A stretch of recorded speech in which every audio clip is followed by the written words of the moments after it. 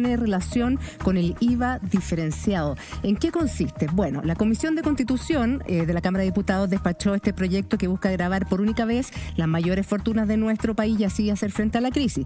Dentro de esto se aprobó una indicación que presentaron los diputados de Chile Vamos, Jorge Alessandri y Gonzalo Fuenzalía, que es lo que busca bajar transitoriamente el IVA, que es de un 19%, a algunos productos y así reducir la carga tributaria de los sectores más vulnerables y, por supuesto, también de la clase media. A ver, este proyecto es bien similar a lo que existe hoy día en España. Yo lo estuve estudiando, la propuesta del diputado Fuenzalía y el diputado Alessandri, y es muy similar. Muy similar. Copy-paste. No tanto, porque allá el IVA es 21 y acá es 19. Pero del 10 y el 4 sí existe. Ya. ¿En qué consiste en rigor esta indicación? Dice, por ejemplo, reducir en vez de un 19% a un 10%, o sea, todos los chilenos estarían ahorrando un 9% a la hora de comprar productos de alimentos de nutrición humana o animal, productos sanitarios, hotelería, asistencia sanitaria y dental, servicios de estética y belleza integral, servicios y establecimientos deportivos como los gimnasios, te costarían un 9% menos. Las flores y las plantas ornamentales también te costarían un 9% menos. Y servicios a empresas funerarias, también habría un descuento de un 9%, o sea, solo pagarías un 10% de IVA. Pero hay, de igual forma, se pretende bajar a un 4% de impuestos. O sea, quiere decir que te ahorrarías un 15%. ¿En qué tipo de producto? Y esto es lo más interesante, porque tal como lo decía el diputado Alessandri, el Estado no solo tiene que pensar en recaudar, cómo recaudar más fondos y más impuestos a través de los súper ricos, sino también en cómo puede alivianar a quienes más hoy día lo necesitan, que es la clase media y los más vulnerables. Entonces, quieren bajar a un 4% el impuesto a productos básicos como los alimentos de la canasta básica, el pan, la harina, los huevos, la leche, el queso, las frutas, las verduras, las hortalizas, las legumbres, los tubérculos y los cereales. Además, y esto es muy importante porque es algo que se viene peleando desde el 2018, y si es que no antes, y nosotros en este programa venimos denunciando desde que partió la Chile, el tema del impuesto del IVA a los medicamentos. En vez de pagar 19% por su medicamento, va a tener que pagar solo 4% si es que esto se aprueba. También en prótesis, órtesis de implantes internos, en teleasistencia y ayuda a domicilio, en los libros, tanto que nos quejamos que en Chile no se lee, y los libros, bueno, diarios y revistas que no contengan lo que es pura publicidad. Diputado Giorgio Jackson, me gustaría saber su opinión de este proyecto, porque hay quienes dicen, bueno, no sé si sería tan bueno, porque finalmente estamos quitándole al Estado y estamos quitándole a los ricos, pero al final vamos a estar neteando y no tiene mucha lógica. ¿Qué le parece a usted esta indicación que presentaron? A ver, primero, temas de forma y de fondo.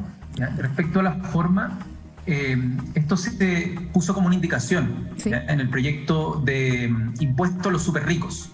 Por lo tanto, no tenía mucho que ver con las ideas matrices. Por eso generó algunas dudas que en un proyecto que lo que buscaba era recaudar más ingresos para llegar precisamente con ayudas, principalmente una renta básica universal a las personas, se propusiera una medida que bajaba los impuestos, independiente que fuese, por eso después voy a ir al fondo, a el IVA, que todos sabemos que es un impuesto regresivo, ¿ya? Entonces, por eso llamó la atención, sorprendió a algunas personas porque se estaba discutiendo el tema en este proyecto de ley y no en un proyecto paralelo, como de hecho nosotros justo habíamos presentado uno para reducir el IVA, pero lo presentamos en un proyecto de resolución para que el Ejecutivo pudiera tomar esas medidas, ¿ya? Respecto al fondo, hoy día en Chile, para que la gente se haga una imagen, y qué pena que no tenemos la pizarra aquí, la pizarra de los viernes de pizarra. Pero es que esos son los viernes y el día jueves, pues, diputado. ¿Se acuerdan? Sí, pues, es verdad, los viernes con la pizarra. El Estado de Chile, cuando recauda impuestos para poder hacer el gasto público, cerca de la mitad de los impuestos que recauda lo recauda por el IVA. Sí. Y el IVA es un impuesto que todos sabemos que es regresivo, porque las personas que tienen menos plata, menos ingresos al mes, gastan casi todo en consumo, por lo tanto pagan casi un 19% de sus ingresos totales en IVA, mientras las personas que más ingresos tienen o tenemos pagamos una proporción menor en consumo. Por Mire, lo tanto, para bajarlo a cifras, diputado, para bajarlo a cifras, según el Servicio de Impuesto Interno, el 10% más pobre de Chile gasta un cuarto de sus escasos ingresos en pagar el IVA. Claro, o sea, es una cuestión bien potente, mientras que para los sectores más altos se puede llegar a un 5% o menos. Entonces, en concreto, Obviamente que hay que tender a que el IVA pese menos dentro de la recaudación fiscal y por lo tanto bajar el IVA en algunos productos esenciales a mí me parece una dirección correcta. Ahora, los cambios bruscos de IVA, lo que han demostrado en otros países que han hecho estos cambios bruscos es que los precios, sobre todo en este corto plazo, si es que queremos que sea de aquí a fin de año, no bajan de un salto. O sea, si es que a mí me aseguraran que yo, aprobando una ley, va a hacer que bajaran los porcentajes que tú dijiste, un 15%, chuta, ideal. Yo creo que eso se aprueba inmediatamente, pero hay una duda al respecto. ¿Qué es lo que pasa? Así es que esa rebaja se va a traducir en una rebaja de precios. Lo que pasa, Eduardo, y esto, perdona que me ponga un poco latero en términos económicos. Para entenderlo, está bien. Pero lo que pasa es que existe una cuestión que se llama la elasticidad de precio, que en el fondo es cuánto varía el consumo en función del precio que tienen los clientes. Es un término económico, ¿ya? De cómo varía el consumo en función de si uno sube el precio o baja el precio. Y lo que se ha demostrado es que, en el fondo, si es que tú quitas el IVA, que en el fondo la gente igual va a tener la misma presión de la demanda. Entonces, no necesariamente tú vas a alterar la función objetivo de un emprendedor, un pequeño comerciante. Entonces puede ser que venda exactamente lo mismo al precio de antes y se desembuche ese 10% para ellos, para ella, ¿no? Entonces hay dudas respecto al impacto. Ahora, sí o sí, yo creo que hay que apuntar en esa dirección, ir bajando el IVA porque eso sobrecarga a los hogares de menores ingresos. La duda empírica, quizás este año sea un año para probar, diputado, como es temporal, quizás sirva como ejercicio. Pero perdón, para aclarar esto no es definitivo, por lo menos esta indicación que presentaron estos dos diputados que yo les señalaba es hasta diciembre del próximo año, del 2022, o sea, es una idea transitoria que comenzaría a regir apenas se apruebe hasta diciembre del 2022, no es como en España, que efectivamente en España sí el IVA es de un 21%, pero hay productos que están grabados con el 10% y hay otros productos que son los esenciales que están en un 4%. Por eso lo que sería interesante quizás es verlo y una vez discutido y quizás incluso aprobado, que pueda haber un estudio o que se encargue que paralelamente el Ministerio de Economía con el INE puedan hacer un estudio de si es que tuvo impacto para ver si es que a futuro podemos implementarla o mantenerla en algunos productos, etcétera. Porque o si no, puede ser como algo un poco voluntarista que uno diga, ya, eliminemos el IVA. ¿Y qué pasa si es que se mantienen los precios? Chuta, no funcionó. ¿Cómo le pones un IVA después? ¿No? Y va a ser difícil. Para entender, a ver si entendemos todo en la casa. Lo que usted está diciendo es que en otras partes del mundo, cuando se ha reducido el IVA de una manera drástica, como de esta manera, el señor que vende carne, el señor que vende pollo, dice mi cliente ya no paga ese IVA, yo voy a subir el precio ese 14% o ese 9% o el porcentaje que se baje de IVA. ¿Y la gente al final paga lo mismo? ¿Eso pasa? Casi lo mismo. En el fondo baja menos el precio de lo que del recorte de IVA. Entonces, por ejemplo, si un producto neto de IVA costaba 100 y por lo tanto cuesta 119 con el IVA, entonces el cliente lo que veía antes es que pagaba 119, no veía otra cosa. Pero generalmente lo que dice esa evidencia que está dando vuelta respecto a otros países es que si bajaban un 15% del IVA, en vez de vendértelo a 119 te lo vendían a 117. Entonces no tenía tanto impacto en precio. Debiésemos partir entonces mostrando cada vez que uno va a alguna parte a comprar algo el precio más el IVA, como en otras partes del mundo que tú dices... Hay farmacias. Yo de hecho hice un ejercicio de cuánto uno se podría ahorrar y tengo mi boleta de la farmacia. ¿Y cuánto te exacto? No, es de mi mamá, la verdad. Son vitaminas para mi madre. Por la farmacia la madre, pero la boleta dice que las dos vitaminas, vitamina C y vitamina D3 de 800, me costaron en total, con el IVA, 19.698 pesos. Y sin el IVA hubiera pagado 16.553 pesos. O sea, me ahorré 3.145 y bien especificado en la boleta. Hay muchas empresas que están especificando las boletas. Y hoy día los medicamentos sabemos, y lo hemos discutido ampliamente a través de distintos estudios que muestran que Chile es uno de los países en medicamentos más caros de la región y que, claro, venimos después de Argentina y Brasil, pero hay una serie de subsidios con los medicamentos que acá no existen. Entonces es una situación bastante compleja y es necesaria. Y para muchos pueden ver esta idea de esta indicación como una solución, sobre todo para las clases más vulnerables y la clase media, que es la que más está sufriendo con esta pandemia. ¿Diputado? Sí. Yo quizás he hablado mucho. La diputada. A la diputada Olivera. Bueno, está bien, Giorgio, porque se maneja muy bien en estos temas que son bien técnicos en realidad. Pero mira, yo creo que esta pandemia también ha dejado en evidencia que el Estado sí necesita recaudar más, y si tiene que ser a través de distintos mecanismos, hay que estudiarlos, hay que abrirse a discutir sobre estos temas. Yo creo que una de las responsabilidades que tienen los legisladores, que tenemos los legisladores, es precisamente abrirnos a discutir todos los temas. Y desde ahí yo quiero partir con eso primero. Y por otro lado, lo que mencionaban ustedes, claro, efectivamente este es un tema que quizás a la población le preocupa, pero no hay mucho conocimiento respecto de, por ejemplo, cuando uno va a comprar un pan en el almacén, de cuánto estoy pagando cuánto IVA estoy pagando por ese producto. En el mes de mayo del año 2020 yo presenté un proyecto de resolución respecto de precisamente bajar el IVA a los productos esenciales. Claro. Todo esto a raíz de esta pandemia, de todo lo que estábamos viviendo.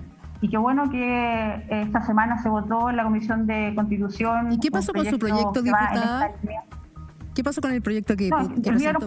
El mío era un proyecto de resolución. Se tiene que haber votado, o quizás está ahí en la fila esperando para ser votado, pero lo que buscaba eso finalmente era precisamente rebajar el IVA a los productos esenciales, que son los mismos que mencionaste tú, Julia: el pan, el huevo, la harina, la leche, que son los productos que las familias consumimos día a día, y que por lo demás, como mencionaron hace un ratito, una gran parte del sueldo, del salario que recibe una familia se va precisamente en acceder a estos productos que son necesarios, y por supuesto a cumplir con eso que nos exigen a todos, que es pagar el porcentaje por IVA que le corresponde a cada uno por cada producto. Ahora, el IVA es probablemente, junto con el cobre, el gran sueldo de Chile. Claro. Es un impuesto que recauda muchísimo. ¿Cuánta plata recauda hoy día el IVA mismo? No tengo la plata, no tengo el número de dólares que recauda. Solo sé que el IVA representa el 50% de lo que se recauda en nuestro país. Mira. Pensemos que el promedio de la OCDE es de un 30% en cuanto a lo que recauda por IVA. Y tenemos, desde el punto de vista de la recaudación por las corporaciones, las empresas, digamos, algo así como 36%, si es que no me equivoco, en la proporción, en la torta, ¿no es cierto?, de recaudación. Entonces, ¿qué es lo que ocurre? Que el IVA juega un rol demasiado importante. Por lo tanto, cualquier modificación va a tener que ser compensada, y ahí viene toda la discusión que se está dando respecto a las exenciones tributarias, o que paguen, ¿no es cierto?, tributos, cuestiones que hoy día no están pagando tributos, ¿no es cierto?, como las ganancias de capital, etcétera. Y ahí, nuevamente, diputado Jackson, el tema del impuesto a los súper ricos, que si bien se ha dicho que es un impuesto por una sola vez, hay toda una discusión respecto de cuánto podría recaudar, porque se habla de entre los 2.000 millones de dólares a los 5.000, 6.000, hay diferentes opiniones, debates. El mismo candidato Ignacio Briones, ex ministro de Hacienda, ha dicho que no es una medida eficiente, que la gente, lo que va a pasar es que los ricos se van a ir del país, aun cuando se ha dicho que es temporal y que es por una única vez, quiero decir. Otros dicen que esto que sea por una única vez, me ha tocado entrevistar a algunos economistas que dicen, cuidado, porque así parte todo y después se instala como una norma. ¿Cómo ve usted ese debate? ¿Y usted cree que hay piso? Porque además entiendo que aquí también podría haber visos de inconstitucionalidad, o que el gobierno podría eventualmente también recurrir al Tribunal Constitucional, diputado. A ver, dos observaciones previas sobre lo que se conversaba, y entro al tiro esta materia misma. Ya. Lo que mencionaba la Julia de tener el IVA diferenciado es algo que se aprobó en la última reforma tributaria, ya que se votó el año pasado en marzo, así que probablemente ahora todo el comercio debería estar implementándose. No sé si el reglamento habrá definido algunos plazos, pero ya es ley el hecho de que en la boleta te aparezca diferenciado el precio neto de IVA con el precio con IVA, ¿ya? Así que eso quizás es una buena nocia ahí para la Julia, para que sepa que en todos los comercios va a tener que salir. No, sí, por eso yo le dije, si yo tengo mi boleta, diputado, si yo le dije, que está apareciendo así en las boletas hace tiempo. Ordenadito la Julia. Lo otro importante, lo decías tú, Mirna, al final, a mí me gustaría poner énfasis, que es este proyecto se empezó a discutir por la necesidad de tener más recursos para llegar a ayudar a las personas, porque nos estábamos endeudando y porque el déficit estructural estaba generando que el país se endeudara, y esa deuda la pagamos todos con los impuestos igual. Claro. Entonces, la pregunta era, ¿cómo recaudamos más? Entonces, si es que a eso que estamos recaudando, alguien dice, no, pero también queremos quitar impuestos. Entonces, bueno, hay que compensar más. Correcto. Entonces, si es que alguien quiere quitar impuestos, tenemos que compensar de algún lado, porque si no llegamos a foja cero de nuevo. ¿Ya? No sé si se entiende. Entonces, eso es importante. Y respecto a la pregunta de Mirna de cuánto puede recaudar, yo creo que es súper importante lo que significa de partida establecer un impuesto a los súper ricos, en este caso al patrimonio, porque vas a tener que identificar cuáles son los activos de las distintas personas. Vas a tener que hacer un trabajo desde el Servicio de Impuestos Internos para reconocer el mapa de la riqueza que muchas veces está súper difuso en nuestro país, sí, y que solamente empresas o revistas, en este caso como Forbes u otros, hacen el análisis, pero el Estado de Chile no es muy capaz de decir, ¿sabes qué? Tal persona tiene tanta cantidad de plata, tal persona tiene tanta cantidad de plata, aunque sean activos, ¿ya? Y luego, obviamente, las estimaciones van de los escenarios más conservadores, de decir, oye, esto puede recaudar como 1 punto del PIB, hasta los escenarios más optimistas que dicen que puede recaudar 2 puntos del PIB. ¿Ya? Lo que son cifras importantes, es mucha plata. Uno dice 1% del PIB, bueno, es harta plata que permitiría, por ejemplo, 2 puntos del PIB es todo lo que gastó el Estado el año pasado en ayuda a las familias. Sí. Entonces uno podría decir, se podría ampliar lo que estamos pensando en beneficios solo por el impuesto de los super ricos en el escenario más optimista. Y si uno le suma el tema de las exenciones, que son gigantescas también, sí, o la idea del royalty minero, también, que el cobre está llegando al precio histórico a cerca de las $4.5 por libra, uno dice, chuta, ahí puede ser que encontremos espacios para llegar más recursos que al final no son para hacer crecer el Estado. Nadie está pensando en armar otro ministerio, ni plata para contratar más gente, no. Estamos pensando en plata que sean transferencias para que las personas puedan salir adelante hoy día que ya no les queda nada. Yo entiendo lo que usted dice y se parece bastante al argumento que ayer presentaba la diputada Camila Vallejo respecto a que tenían este proyecto los súper ricos y aparece esta indicación y parece como descolocar un poco porque estamos hablando de recaudar y esto es precisamente quitar un porcentaje importante del IVA y recordemos que Chile recauda en IVA el 41.6% de sus impuestos, que no es menor, claro. O sea, es un tema bien importante. Pero por otro lado también uno se puede plantear y bien vale la pena darle una vuelta, decir, ok, estamos viendo cómo podemos recaudar más IVA, cómo podemos recaudar más impuestos, pero cómo le podemos alivianar directamente y de manera rápida a las familias que hoy día más lo necesitan. O sea, estamos en medio de una pandemia, ya llevamos 1 año, 2 meses en esto, no sabemos cuándo vamos a salir. ¿No le parece que sería una buena alternativa también? Yo entiendo la idea de que se netea.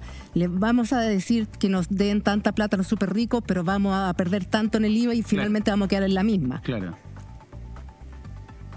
Sí, hay una idea también que anda dando vuelta respecto del IVA, que a mí me parece que resuelve un poco mejor el problema, pero que es, en vez de rebajar el IVA parejo para todos y cambiar la estructura durante un tiempo específico, no sé, de 18 meses o no sé cuánto tiempo vaya a ser, ¿por qué no devolverle la plata del IVA a las personas durante ese tiempo? O sea, en el fondo uno estima más o menos cuántas personas, o sea, cuánto es lo que consume cada persona y le hace una devolución. En el fondo, más allá de... Hay distintas formas de ayudar a las personas. Una es entregando más ayuda. Sí, pero eso no es como más focalizado. Bajar los precios. Pero eso no es como más focalizado, que es una de las críticas que se le ha hecho precisamente a la ayuda al gobierno, porque si usted me dice, vamos a hacer un estimado de cuánto creemos nosotros que tú gastas mensualmente o pagas mensualmente en IVA, ¿cómo van a saber ustedes? ¿Y a quién le devuelven y a quién no? Es que si fuera un promedio, Julia, siempre va a beneficiar a los que menos tienen. ¿Por qué? Porque las personas que ganan más, a pesar de que como porcentaje de su ingreso gasten menos en IVA, en términos de número, de volumen, de plata gastada, es más. Por lo tanto, lo que me van a devolver a mí o a ti probablemente va a ser mucho menos de lo que efectivamente pagamos como IVA, mientras a una persona que gana 300.000 pesos y que gastó 300.000 pesos y por lo tanto su IVA fue el 19% de los 30.000 pesos, algo así como 60.000 pesos que le tendrían que devolver, va a ser mucho más lo que le van a devolver. No sé si se entiende. Sí. En el fondo uno puede encontrar mecanismos como redistributivos a través de las ayudas que el Estado pueda generar. Pero insisto, yo no estoy en contra, de hecho siempre hemos peleado en nuestro programa de gobierno de Beatriz Sánchez y también en el que estamos construyendo para Gabriel Boric ahora, paso el dato ahí, dato aviso, boricpresidente.cl, los que quieran firmar, pero también planteamos la disminución del peso del IVA en la recaudación fiscal. Ya, pero no me puede decir hacerlo así de la noche a la mañana diputado, puede no cumplir con el efecto que uno quiere. Pero vamos por parte. Si por ejemplo vemos este proyecto punto por punto, y lo invito a hacer el ejercicio, porque si hablamos de reducir un 10%, estaríamos reduciendo, por ejemplo, en combustibles y en alimentos para la nutrición humana o animal, productos sanitarios, hotelería. Bueno, ahí se pueden discutir finalmente cuáles son realmente los que hoy se necesitan para bajar este 9% en el IVA. Pero, por ejemplo, el impuesto a los combustibles, que el terremoto del 85 que seguimos pagando para arreglar carreteras, que hoy día la mayor parte de esas carreteras son concesionadas, y es un porcentaje importante que llega de impuestos al Estado a partir de algo que iba a ser transitorio y terminó siendo más que transitorio. Permanente. Por otro lado, si bajamos un 4%, imagínense, si bajamos un 4%, o sea, que las personas en su casa puedan ahorrarse un 15% del IVA en el pan, la harina, los huevos, la leche, el queso, las frutas, las verduras, los cereales, y en los medicamentos. Y de verdad, el tema de los medicamentos es algo que venimos debatiendo hace muchísimo tiempo, y la realidad es que pagar un 19% por una aspirina, un 19% por un anticonceptivo, un 19%, es brutal, de verdad. Sí, no, absolutamente. Mira, si yo estoy de acuerdo con la intención, y probablemente aprobemos, salvo la que me genera más dudas a mí, es la del combustible. Tengo que decirlo, aunque sea impopular. Pero lo que pasa es que estamos viviendo... ¿Pero por qué le genera duda? A ver, pero transparentemos. ¿Por qué le genera duda el tema de la combustible? ¿Cuál es la duda? Ya, el tema del combustible me genera duda principalmente porque estamos viviendo, además de la pandemia, recordemos que el año 2019 iba a ser el año de la COP en Chile. Estamos viviendo una crisis climática gigantesca. Y el tema del IVA o los impuestos que se le hacen a los combustibles también tienen un objetivo no solo recaudatorio, un objetivo de que las alternativas al uso del combustible sean más viables. No sé si se entiende el punto. O sea, se conocen como impuestos verdes porque son impuestos que lo que buscan es reducir el consumo de dichos bienes. ¿Ya? Ah, pero por lo tanto, es como para desincentivar el uso. Exacto, es para desincentivar el uso y al mismo tiempo para que las alternativas a ese uso empiecen a ser más convenientes, porque le pueden competir en precio, porque la innovación realmente es cara. No sé, diputado, si yo estoy muy perdido, pero no se está generando el efecto. Cada vez hay más autos, cada vez hay más motos, y además los precios de las energías limpias siguen siendo altas. Estoy perdido. O sea, es cierto, pero la pregunta es ¿qué efecto generamos con cada cambio en el precio?